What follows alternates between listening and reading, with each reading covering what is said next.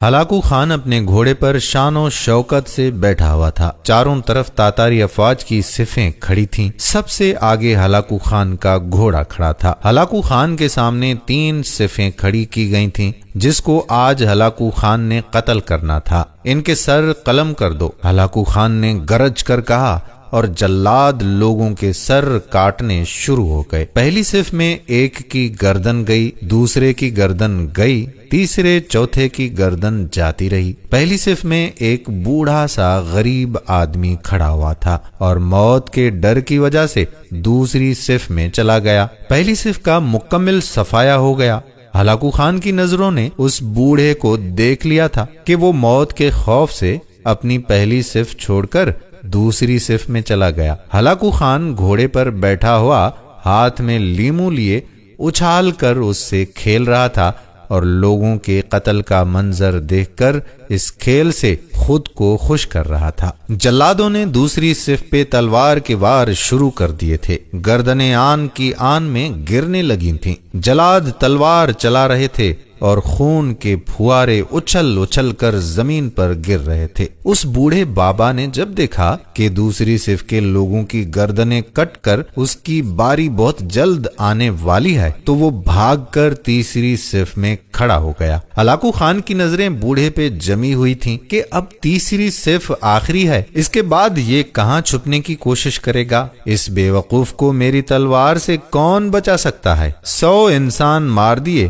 تو یہ کب تک بچے گا؟ تیسری صف پہ جلادوں کی تلوار بجلی بن کر گرج رہی تھی۔ ہلاکو خان کی نظریں مسلسل اس بوڑھے پہ تھیں کہ کیسے وہ بے چین ہو کر موت کی وجہ سے بے قرار ہے۔ جلاد بجلی کی سی تیزی سے اس بوڑھے بابا کو پہنچا تو ہلاکو خان کی آواز گرجی، رک جاؤ، اس کو ابھی کچھ نہ کہو۔ بابا بتاؤ، پہلی صف سے تم دوسری صف میں بھاگ آئے، جب وہ ختم ہوئی تو تم تیسری صف میں بھاگ آئے۔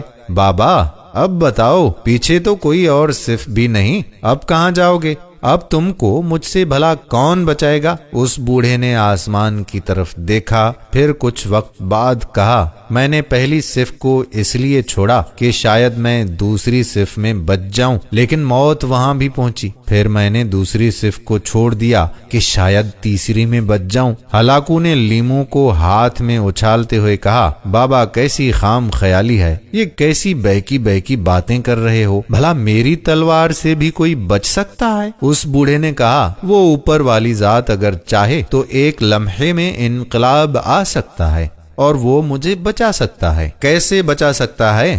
ہلاکو خان نے اتنے جوش میں کہا کہ اس کے ہاتھ سے لیمو گر گیا۔ ہلاکو خان چابک دست، ہوشیار جنگجو اور چالاک انسان تھا۔ ہلاکو خان نے گھوڑے کے اوپر بیٹھتے ہوئے گرتے ہوئے لیمو کے لیے خود کو جھکایا کہ زمین پر گرنے سے پہلے وہ لیمو کو پکڑ لے۔ اس کوشش میں ہلاکو خان کا پاؤں رکاب سے نکل گیا اور وہ اس کوشش میں گھوڑے سے نیچے گر گیا۔ ہلاکو خان کا گھوڑا اتنا ڈر گیا کہ وہ بدک گیا۔ لشکر بھی حرکت میں آ گیا، لیکن گھوڑا اتنا بدک گیا کہ اس نے ہلاکو خان کو پتھروں میں گھسیٹ کر اس کا سر پتھروں سے پٹخ پٹخ کر مار دیا۔ لشکر نے جب ہلاکو خان کا گھوڑا پکڑا تو اس وقت ہلاکو خان مر چکا تھا۔ ہلاکو خان کا لشکر اس بابے سے اتنا تو خوفزدہ ہو گیا تھا کہ لشکر نے اس بوڑھے کو نظر انداز کر دیا۔ دوستو، مظلوم کی آہ سے ڈریں،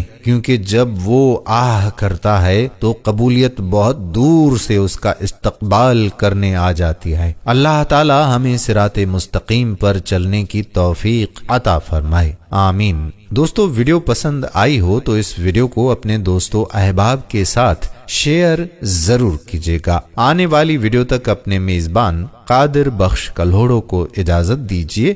اللہ حافظ۔ اللہ